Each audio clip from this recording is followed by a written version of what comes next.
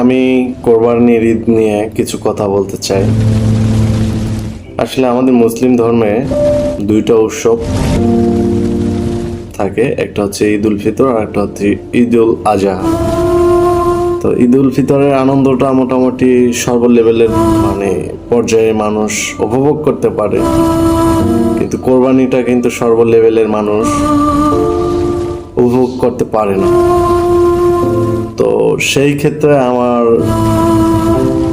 যারা উপভোগ করবেন আর কি কোরবানির ঈদুল আজহা, তো যারা করতে পারবে না, যাদের সামর্থ্য নেই, তাদেরকে অবশ্যই ভালোবাসবেন, পাশে রাখবেন, একা একা আনন্দ করবেন না। ঈদুল আজহা নিজে মাংস খাওয়া না,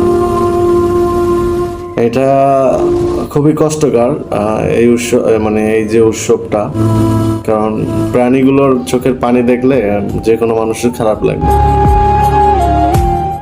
সেখানে আবার আশেপাশে কিছু থাকা মানুষের মনে অভিযোগ, কষ্ট থাকে, যেন এই কষ্টটা তারা উপভোগ করতে না পারে, সেটা আপনার আমার ব্যবহার।